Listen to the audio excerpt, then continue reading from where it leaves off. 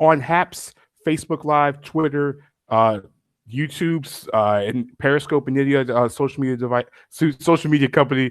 I'm your host, Dane Thompson from the 3-Point Conversion, as well as plenty of other sites, including the show Beyond the Buzzer. So this is something brand new, doing something I've not done before. So it's kind of, I guess, the test run, trial run of this aspect. So for the next few minutes or so, we're going to talk everything NBA draft from last night. So if you are checking in live, by all means, please let me know what you hear. I'm still trying to get this whole setup set together. So big shouts to everybody at Haps for allowing this to happen. So if you are listening on the Haps app, by the way, download it. It's a great app, not just for myself, but it's many of media members across the country doing more than just sports. It's everything from entertainment, news, as well as some of the top things across the country. So big shouts to everybody else. Also, big shouts to 3-Point Conversion. As you can see on the shirt right here, that says that's the website right for it on 3pointconversion.com. If you go right now, the sites might be a little bit down right now, but it'll be back up sometime tomorrow. Big shouts to everybody in the chat room. My main man, JG, checking in. Yeah, looking dapper in the black shirt. You guys make it look right. You gotta make it look right in day one. And also big shouts to my main man Pablo, who's up in LA. He's one of the big the creators of the Haps app, one of the people that is great journalist as well too. So also at the same time, I said download the Haps app to get myself and plenty of other media journalists as well too. And you also can donate as well too. All right, so what you're really here for is not to hear me in this black shirt, but you're here to talk about the NBA draft. So by all means, if you are watching, let's talk about the NBA draft. And I'm going to go team by team. Most times you can start with just talking about who went where. But the thing is, sometimes you forget about certain teams in the draft. So let's start at the very top of the list. Let's start with the team who had the number 1 overall pick. And we're going to go from top to bottom in the opening round. It was the Minnesota Timberwolves, the team that won the NBA lottery, a team that has D'Angelo Russell and Karl-Anthony Towns, and they had the number 1 overall pick. And what they did with the first pick was they went and got Georgia guard Anthony Edwards. It was pretty much the draft pick that was the smart pick. And when I say the draft pick, that's the smart pick because it does a bunch of different ways. Anthony Edwards is arguably the most talented player in this draft, and he fits the Timberwolves in the right way. What you'll hear me say throughout this entire show tonight is the fact that the Timberwolves, the teams in the top 3, Minnesota, Golden State, and Charlotte, all really what they did in the draft was they got the players that fit the system the best. Anthony Edwards comes right in, could come right at the shooting guard position, right next to D'Angelo Russell. At the same time, you have Karl-Anthony Towns in the middle. And the other 2 players, James Wiseman and LaMelo Ball, really didn't fit the timeline or actually fit the offense that the Timberwolves want to run. They still want to bring back Malik Beasley. They still have, a little bit of holes in the power forward position, but they'll figure that out later. They also traded Ricky Rubio. They also traded for Ricky Rubio later on the night and also acquired James Johnson as well too. Mike Patton in the chat says, Minnesota needs to praise Jesus that all works out. Listen, it couldn't get any worse. Now, the real team that had the most interesting part of the first round was the Golden State Warriors. A couple hours before the draft, well, it didn't go well for Golden State fans. The injury to Klay Thompson is now serious. It's an Achilles injury. He's going to miss the entire 2021 season. Speedy recovery to Klay because it couldn't happen to a worse guy. Klay's a great guy. He is probably one of the reasons why the Warriors were so good over the last few years. You talk about Steph Curry and you see how Klay Thompson and Steph Curry work together. Now the Warriors are in scramble mode again. But the real thing with the Warriors is that if you look how the roster is shaped now with adding James Wiseman, in their championship years with James Wiseman, what made Wiseman so – what James Wiseman adds to the Warriors they didn't have in the championship years is interior presence. Andrew Bogut was able to play defense because of the fact that the Splash Bros were able to splash over the court. But Bogut wasn't the same Andrew Bogut that you saw out in Milwaukee that was actually scoring 15, 16 points a game. Big shouts to Mike Patton in the chat as well, too. I'm still getting used to posting chats and everything else. So at the same time, by all means, comment away. But they added James Wiseman, big center at the top. And what James Wiseman can do is he provides not only rim protection, but he can score. Draymond Green doesn't have to play the 5 all the time. And with Andrew Wiggins, who's coming into his own as well, it makes things a little bit easier for Wiseman. Now, with the gaping hole with Klay Thompson, they added Kelly Oubre earlier today. in a trade with the Oklahoma City Thunder, which seems like that's what all the thing they have been doing since Thursday is trade since Friday and Monday of last week is just trading everything. When you see what is able and what's offered with the Warriors, James Wiseman was the perfect fit. I love the Wiseman pick at number two, and you go down to Charlotte at 3. Listen, Charlotte has had so much buzz, literally, in Buzz City. The whole time was Hornets fans, all they wanted to do was do not blow the pick. And guess what? They didn't blow the pick. No matter if you wanted James Wiseman, no matter what you wanted Anthony Edwards, or no matter where you wanted LaMelo Ball, they were the top 3 players in the draft, and the Hornets took one of the 3 best players in the draft.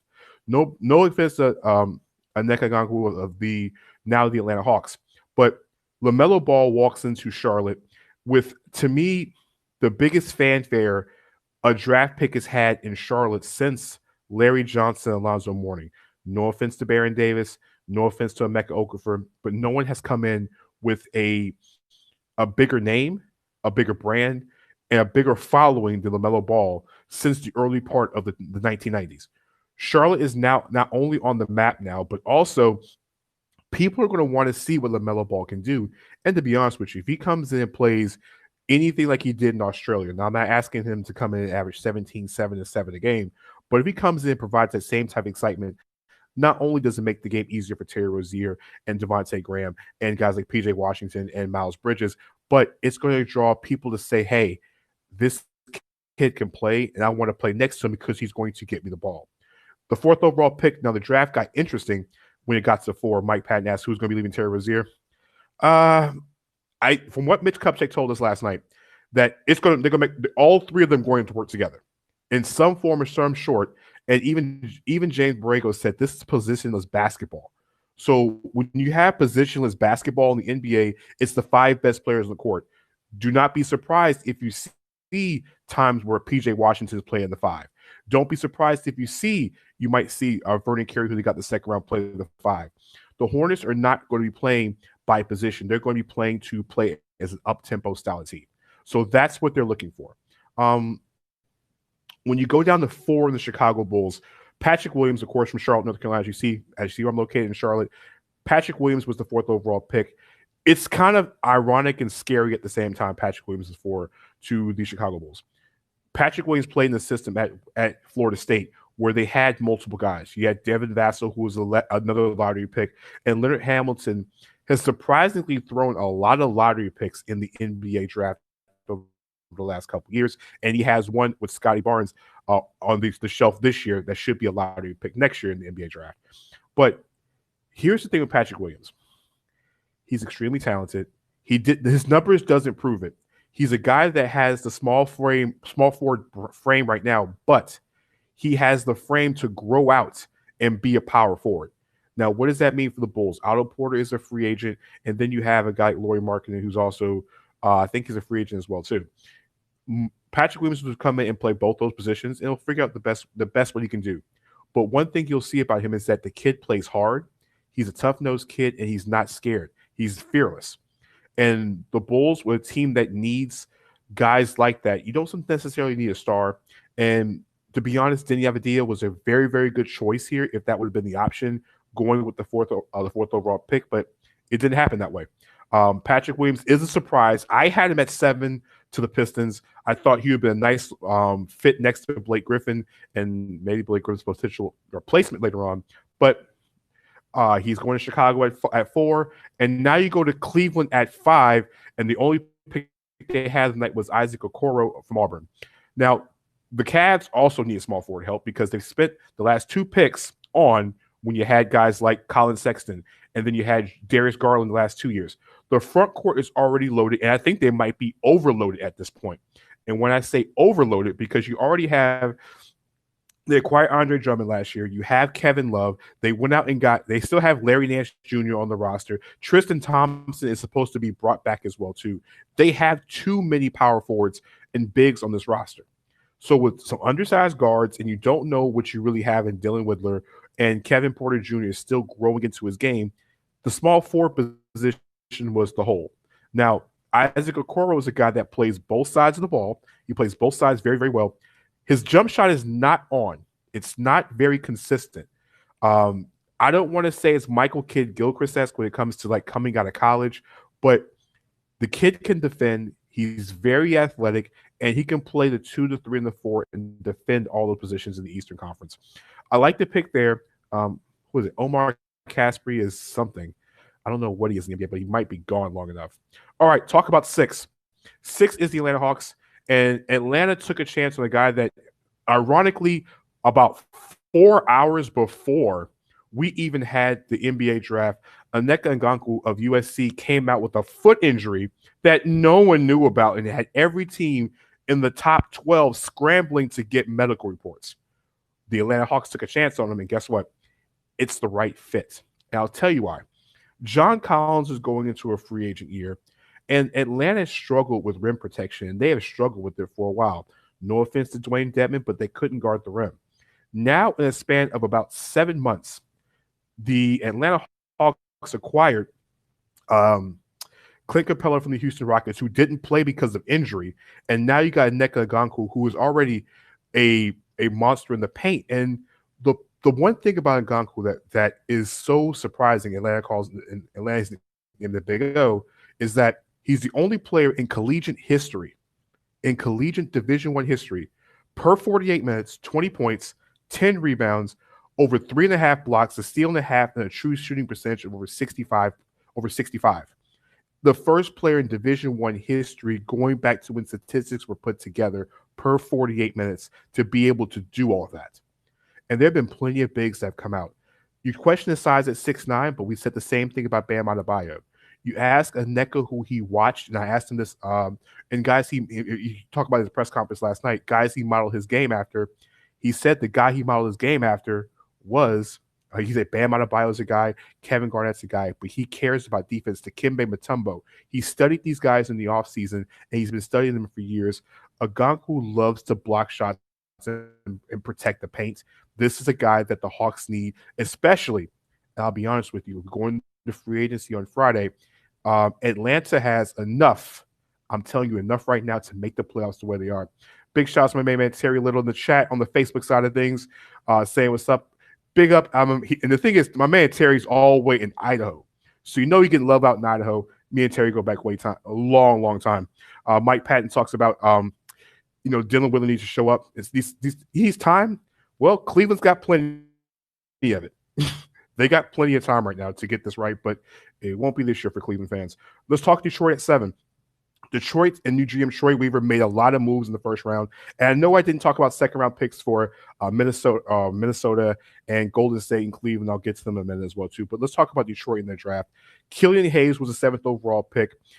Now, Killian Hayes is a point guard. When you think of French point guards, your first thing in your opinion is Tony Parker, or is he Frank Ntilikina? He's somewhere in the middle.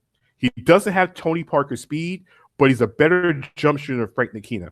One thing Killian Hayes has that's similar to Ntilikina is that they both play defense very well.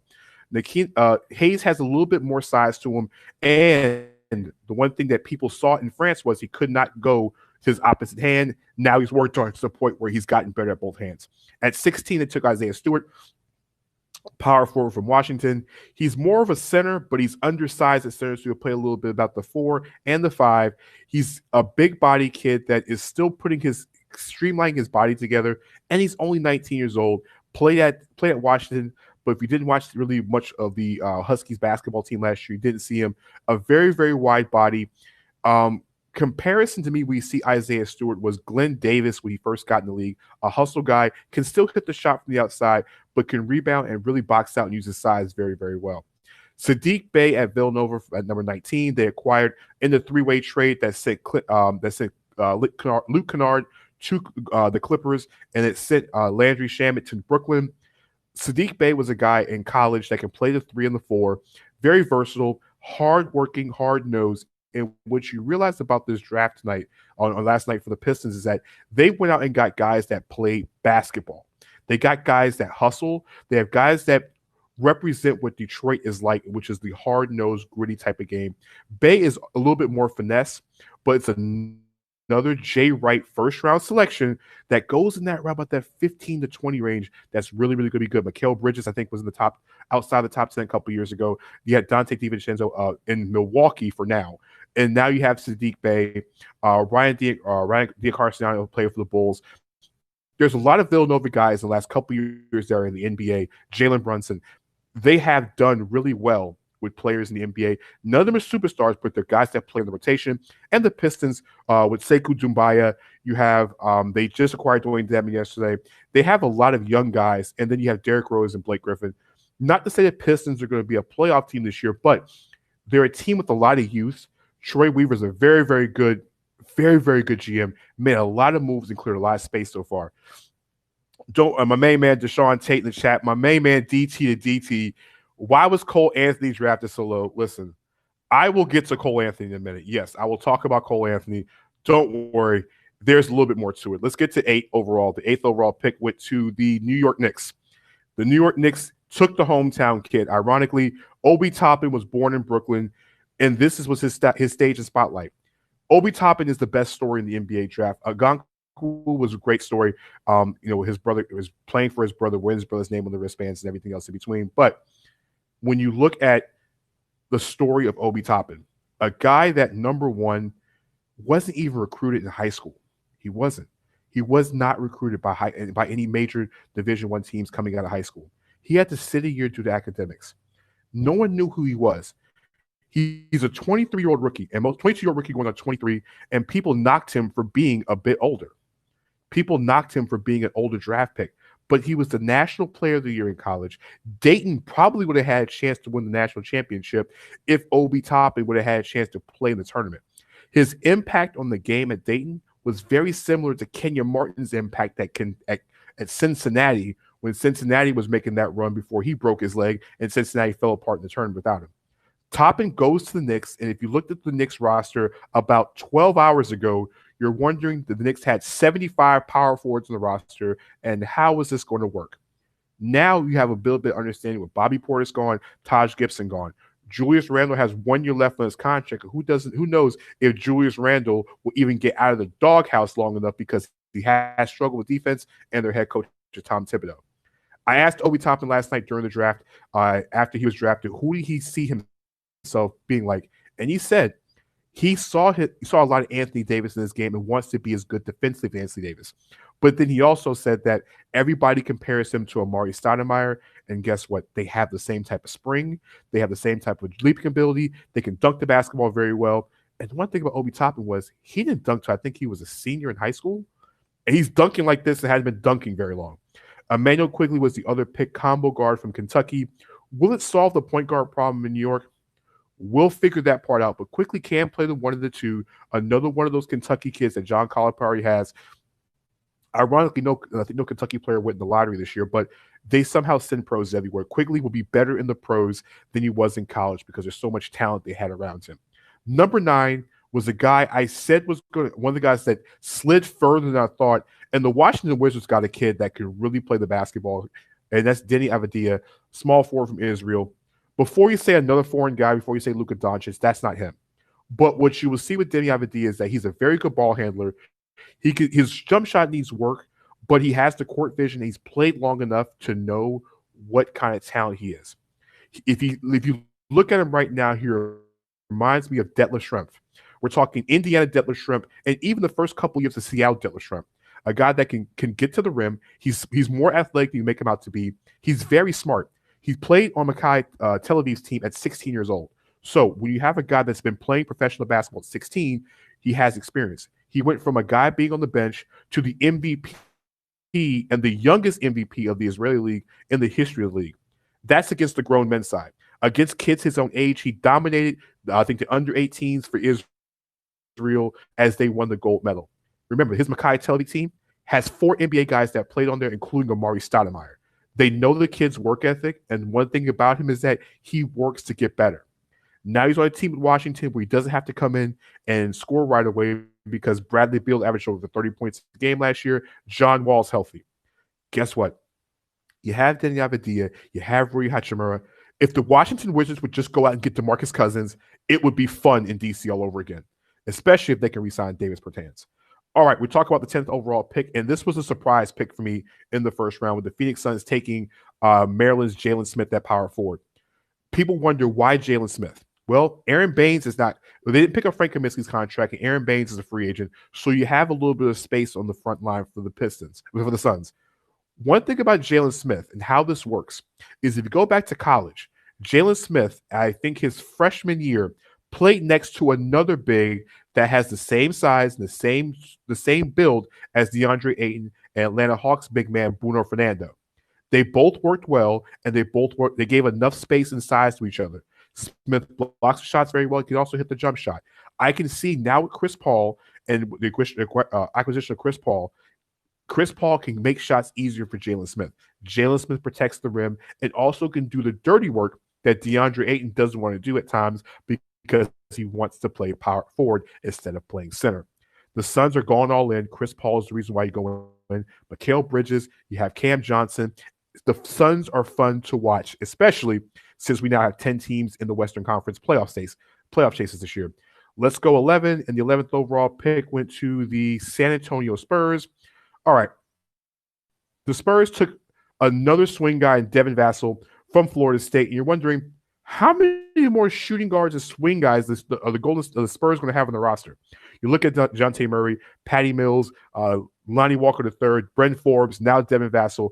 So much versatility on those wings. And guess what? DeMar DeRozan is still on this roster at the same time. Don't expect DeRozan to finish the season. The second pick was Trey Jones of Duke. Listen, he might be the best of the Jones brothers, but when you look at what Trey Jones can bring the Spurs, he's a heady point guard, a pure point guard with a much better jump shot than people let on. And Vassell's a 3-and-D wing. I liked Vassell. Could have been maybe as high as 5 to the Cleveland Cavaliers. But I think it's a Spurs type of fit, Spurs type of player. And I think he'll be fine. He just, in that Spurs team where the team is set right now, it's just so much of the same on the roster. A trade has to happen, especially for DeMar DeRozan and Rudy Gay, to get some of this youth, this experience on the roster and find some more youth in there. 12, the Sacramento Kings is the pick of Tyrese Halliburton, point guard from Iowa State, a guy I thought the Knicks were going to take in the first round. I think a guy Knicks were going to take in the first round at number 8, or even the Pistons at number 7. Here's the thing with Tyrese Halliburton, why the Sacramento Kings took him in the first round. Here's the thing. When you look at what Halliburton brings to the Kings, he's a combo guard. He's listed as a point guard, but he's 6'5". He plays defense, and the one thing about Halliburton is that he hits, I think, right around 40% from the three-point line last season, and he doesn't do anything spectacular. He's not going to blow you away with athleticism, but what he will blow you away is like, man, this guy can play. And on a team that has De'Aaron Fox, on a team that has Buddy Hield, he is a perfect combination guard because at times, if you want to use Fox and Halliburton together, Halliburton can slide to the 2. If you want to use Halliburton and Buddy Hield together, you could put Halliburton at point and have Buddy Hield run the 2. What this means for the Kings and Kings fans is that you're going to lose Bojan Bogdanovic. So my main man, Deshaun Tate, in the chat, if you are watching the show and you want to donate to the show, what you want to do is you see that thing that says subscribe in the corner, go to hapstv.com and then put my name in there. And what happens is if you download the app or go on the website and you sign up through your email address, it's real simple and free to sign up. You get 100 coins. And what you do with those coins is you donate to your favorite journalist.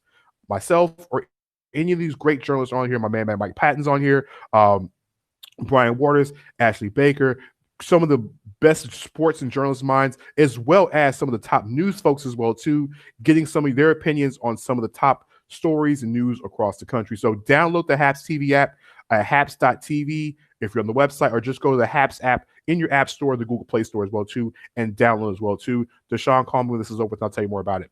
All right, let's talk about the 13th overall pick in the draft as we go through our draft summary tonight. 13 was the New Orleans Pelicans that drafted at 13 took Kira Lewis Jr., point guard from Alabama, another guy that the Orlando Magic and their fans wanted to see slide down 2 additional picks. But guess what? I will tell you why their pick at 15 might have been the best pick of the draft. All right, so when you look at Kira Lewis Jr., he's a bigger version of Colin. He's what Colin Sexton would have been if you'd been a little bit taller. Aggressive, very strong. can do a little bit of everything. He's not spectacular, but goes to a Pelicans team that, number one, just lost Drew Holiday. But what he does come in and do is he can run the point. He's a little bit better of a point guard than Eric Bledsoe. He can a little bit less than George Hill. He can knock down shots. He's a little bit more athletic. The combo-ness of his guard skills, he's a little bit more of a point guard than the two guard. He fits a Pelicans team with the right timeline, another young, talented player. 14 was the wow, computer froze in that one. 14 ended up being the Boston Celtics. Boston had 3 first-round picks in the first-round draft, and they actually had 3 picks in the beginning of the first-round draft. And let's talk about the 14th pick. The first of their 3 quote-unquote picks is Aaron Nesmith, small forward from Vanderbilt.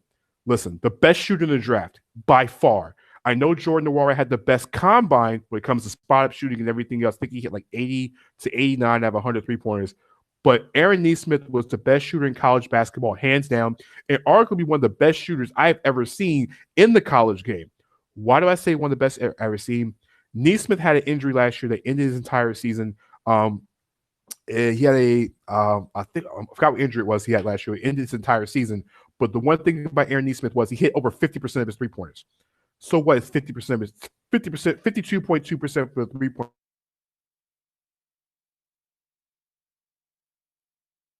size. He is a fire. He fires at all angles, hits all shots at all angles. And one thing about Aaron Nesmith, that he is a scorer. Has this fit with Boston? I have no idea. But you can never go wrong with shooting in the NBA. You can never have enough of it, which is interesting because the pick had to opt out of his contract. The second Boston first-round pick was Peyton Pritchard, point guard from Oregon. Listen, Brad Wanamaker's gone. Peyton Pritchard comes right in. Pritchard, another shooter, another All-American, one of these guys that does so many different things with the basketball in his hands. First-team All-American, shoots the basketball at a high level. I think he's over a 40% three-point shooter. And Yam Madar, a point guard from Israel that got the second round. Well, listen, okay, he's going to be overseas for a while. The Celtics got 2 guys in the rotation because they couldn't trade the picks. It's just that simple. Danny Ainge stockpiles all these picks to try to use them to move up. Doesn't happen. About Cole Anthony, because you asked me about Cole Anthony. Let's talk about Cole Anthony. Cole Anthony was picked number 15 by the Orlando Magic. And what do I feel about Cole Anthony is, listen, I'm a Tar Heels guy when my hat's off. I'm not wearing a media shirt. One thing you'll see about Cole Anthony and you like about Cole Anthony is the fact that Cole Anthony is a dog. Yes, Alex Philliman said it best in the chat. He's a steal. Cole Anthony going into college was a top 5 recruit in the country. Went to North Carolina, and it was built for him to be the guy at North Carolina. He got hurt about 10, 12 games in the season and attempted to come back. What happened when he came back? He wasn't the same player. Gave it everything he had and tried to get Carolina to the tournament, but it just really wasn't working. Now Cole Anthony goes to Orlando Magic, and here's the thing with the Magic's roster. The Magic missed one thing haven't had this, and I can't even tell you the last. It might be going back to Vince Carter, maybe even Tracy McGrady, how long it's been since they've had a guard that is a dog and a guard that goes out there and goes to get it. What happens with Cole Anthony is that he's already angry. He said in his presser last night that he didn't feel like there were 14 other players in this draft better than him. He's a New Yorker. He's already coming in. He gets to the basket. He's not scared. He's fearless at the rim. He gets to the free throw line. At times, his shot can be streaky, but the numbers pretty much balance out. Orlando's been missing a guy to be a dog for a long time. They haven't had one of those. Nothing against Markelle Fultz, but when you have the thoracic injury that he had in the shoulder, a confidence is taken away from him. And it's really his second year. Evan Fournier has best scoring season, I think, of his entire career last year, but he's not, and he's the guy they had in the fourth quarter. The problem with Fournier is that he can shoot the ball, can create a little bit off the dribble, but he's not going to get to the rim. There is no Jonathan Isaac, so he doesn't do it either. Terrence Ross is a flamethrower off the bench, but none of those guys create their own shot. Cole Anthony's a point guard. Cole Anthony's a New Yorker. Cole Anthony has the confidence. If Steve Clifford uses Cole Anthony right, I'm going to say this, and it's 11:46 on, I think, Thursday, November 19th, 2020. If Cole Anthony is used right, he is the dark horse candidate to win Rookie of the Year as of right now. If Cole Anthony plays like the Cole Anthony we saw in high school, Markelle Fultz will either be the sixth man by the time we get to the All-Star break, or they're going to be starting right beside each other. Evan Fournier is coming off the bench. Cole Anthony has star potential, star talent, and guess what? He's good bet. Here's a trivia question. The last Magic, one other Magic player wore 50, and he won Rookie of the Year, I think it was. And I think that was Mike Miller. Just saying. 16 in the draft. That pick ended up being through scrolling. The draft belonged to. Hey, it's the first night. It's the first night of Haps. First night of Haps. Everything is going to be a little interesting. 16.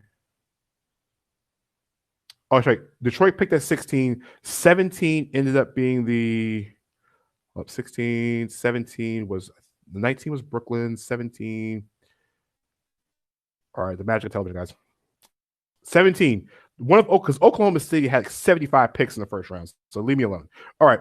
Alexei Pokasev from Serbia. All right. What this is a draft and stash. The Thunder picked up so much cap space over the last and picked up so many players the last few days. It's good to throw a draft pick away. They have, I think, 18 draft picks between now and 2026. And there's still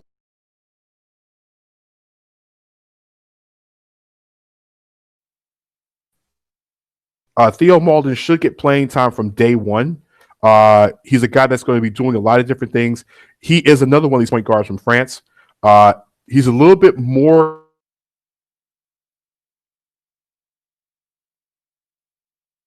Krejci, a kid from the Czech Republic. He'll be over there for a while.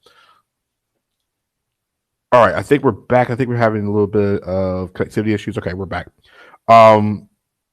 Vic Krejci, another guy's going to be overseas. One thing the Thunder did draft was a lot more overseas talent, maybe talent that won't be over in the NBA in the very near future. Pokasev can play right now. I don't think he will play this year, but it'll be interesting to see where he ends up in the future in Oklahoma City, especially when you have guys that are going to be a little bit more of the Thunder's MO right now. They're more of a team that's in a rebuilding mode right now. They're a rebuilding team right now. Talk about this, the second part of the draft. The Dallas Mavericks were at 18, and they took Josh Green from Arizona. Listen, the kid from Australia can jump, he can leap, and guess what? He played Australian rules football, a much needed thing of toughness that the Mavericks needed, especially when you have guys like Luka Doncic on the roster. Josh Green's a guy that can be physical, can get in your face, and like I said, any kid that plays Australian rules football growing up, you got my seal of approval. You play a talented to Arizona team that could have been better at times, struggled at times, but I think we watched Josh Green. He has a bit of an edge to his game, but I think he'll be solid. When they added Josh Richardson last night, have a little bit more versatility. Both guys like to defend and play hard, so I like what they did there at 18. 19, I told you about Sadiq Bay. The trade with him ended up in Detroit. Solid pick for the Pistons. Another guy that's going to be able to make a lot of noise and a lot of and the Pistons were a team that's moving around. I like what he's going to do in Detroit. We're going now to 20 and 20. Like I said, there's been so many draft trades during this process. 20, no, Philadelphia was 21. 20 was the Miami Heat impresses Achua from Memphis. He was a guy that was the only freshman in NCAA to average a double-double last year, going to a team that he fits next to Bam Adebayo. He's a big guy, can block shots. He was one of the top players in high school. Would have been even better if James Wiseman would have played all season because the attention wouldn't have been on him. But listen, they have a hardworking kid that's very quiet, going to the right situation where he could just grow his game next to a whole bunch of good big guys.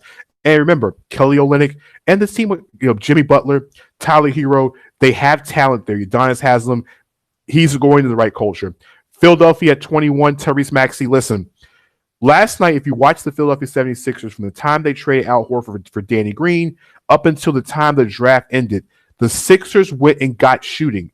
Sixer fans have been irritated by the fact that Philadelphia couldn't hit an open shot if they were next to the rim all year, especially from deep. Tyrese Maxey was the first thing they got. They traded for Seth Curry. They also got Tyler. They drafted Tyler Bay at one point and got Isaiah Joe. Nothing but shooters everywhere. That's what you need the NBA nowadays in order to be successful. The shot has to fall. The Sixers now have shooters everywhere. Tyrese Maxey, to me, he reminds you of Malik Monk, but I think he might be better than Malik Monk. Zeke Naji is at 22 to the Denver Nuggets. Another athletic big that can block shots, a guy that can move around the court. Very, very good. Kind of a springy type of guy. Reminds you a little bit of Tyson Chandler. Very, very, very athletic. And he's going to take over the role of Miles Plumlee. I think Plumlee's a free agent as well, too. Leandro Barbosa is 23 to the Knicks that got traded down a little bit later. Listen, he's going to be overseas. Don't expect him to do much. He was in the Quigley trade that happened later on with Oklahoma City at 25. 24 was R.J. Hampton that got redirected from Milwaukee to the Denver Nuggets. I'm going to go on record and saying this again. It's the second time I'm going on record. The Denver Nuggets might have the most dangerous trio of young players in the NBA, and I don't think any of them are 20 years old. Michael Porter Jr., Bol, and now R.J. Hampton are going to be a three-headed monster that will be let loose at some point in time next to Jamal Murray and next to your main man, Nikola Jokic down low. All I'm going to say is R.J. Hampton did not have the attention he got in Australia, but this guy can move. He's a good motor, can shoot the basketball. Don't let the numbers in Australia fool you, because guess what? He was an 18-year-old like LaMelo Ball playing against grown men. When you can play against grown men, I even asked Mitch Kupchak about it, it makes you different. Okay, there's nothing against the kids that play college ball, but Mitch Kupchak told a story last night about scouting players then and now. So you have high school kids back in the early part when high schoolers are allowed to enter the NBA draft, and the way Mitch had told us was this.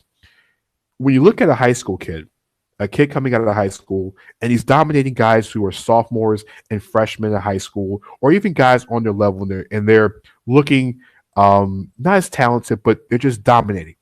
And you wonder, okay, how is this going to translate to the next level?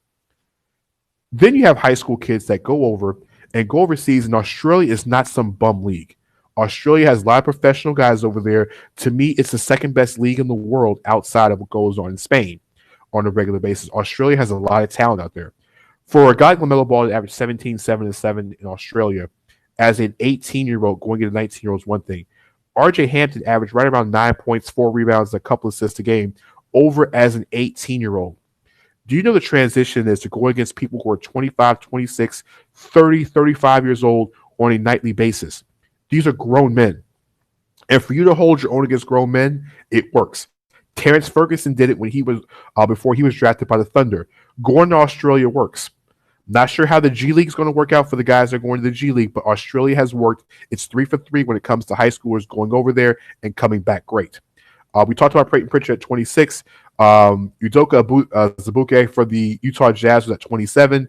Listen, a shot blocking machine that comes off the bench now that can punish you at the rim on both ends, because he's within 5 feet. He's dunking the basketball. He's uber athletic. He blocks shots, and he can move.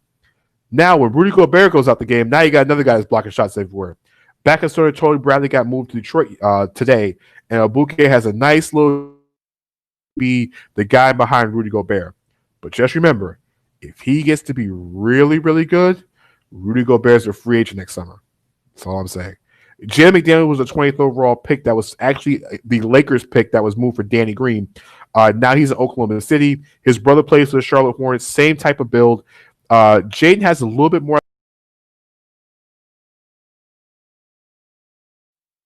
role in Oklahoma City, especially with the fact of Kelly Oubre being moved to Golden State earlier today, kind of free playing time for him. And I don't see the Thunder re-signing Danilo Gallinari sometime tomorrow. Malachi Flynn's 29 to the Toronto Raptors. Listen, Kyle Lowry's getting long in the tooth, and you don't know what Fred VanVleet's situation is. But New York, by the way. I think it's a smart fit. It's a guy that's going to take over eventually for Lowry. I think Lowry's 365 years old. But no, he's getting older in the tooth. And even though Kyle Lowry is still, to me, one of the best point guards in the league, a top 30 player in the league, probably in the league right now, he's getting up there. The wear and tear is getting to him, so you got to get some kind of replacement out there sooner or later. And at 30, Desmond Bain from is going to the Boston Celtics. That was redirected later on the night. Listen, Desmond Bain's going to Memphis.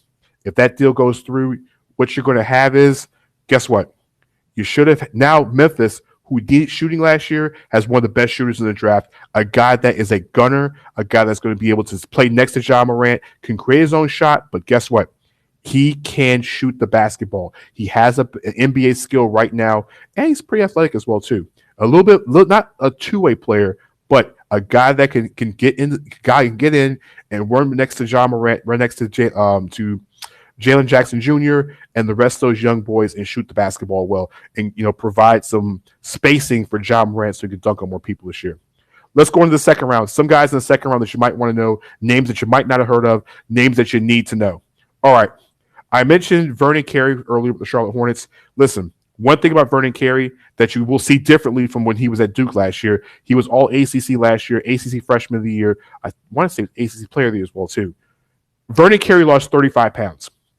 He played at 270. He said himself last night that he was heavy. Now he's a lot lighter on his feet.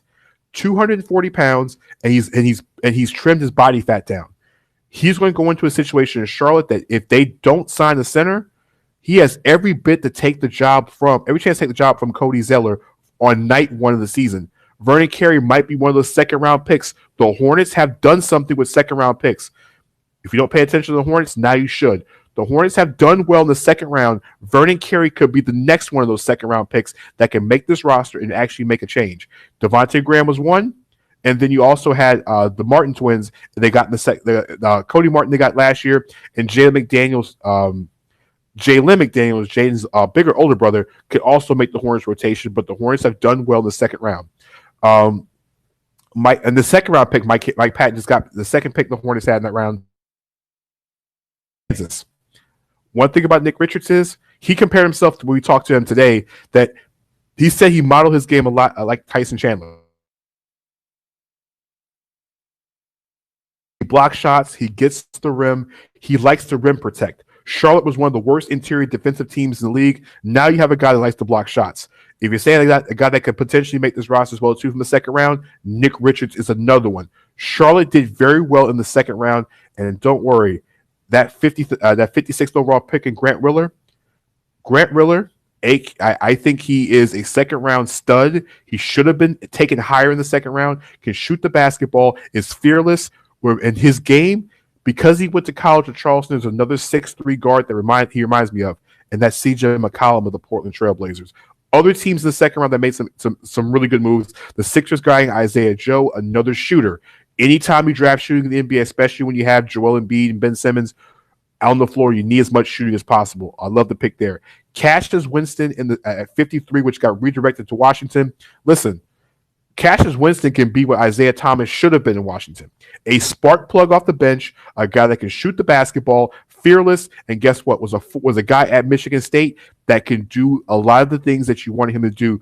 I think he's a better version of Carson Edwards, who was drafted by the Celtics the year before.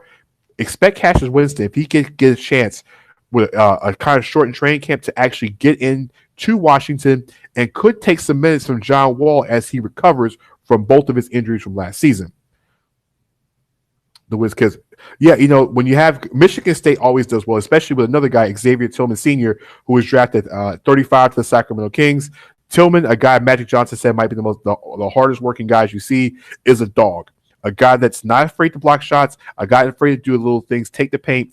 When people look at him and you look at Michigan State basketball over the years, it's Draymond Green. Draymond Green. He brings those type of intangibles to the game. One name that you might know, Demius Ramsey, taken at 43. Ramsey should have been a first-round pick if he would have went back to school for one more year. Listen, Demius Ramsey's kind of when you look at Demius Ramsey, people might think of Zaire Smith when he was at Texas Tech. I don't see that. I think he's a little bit more athletic. I think he's a little bit more further along than Jarrett Culver. It's just that timing was just the wrong thing. I think he should have stayed another year in school. Demius Ramsey could be a guy that, if he is a given opportunity, can come in and make some plays. Leslie Stokes, my main man, Leslie out in Orlando, who was the steal of the first round. So let's give grades. All right. The team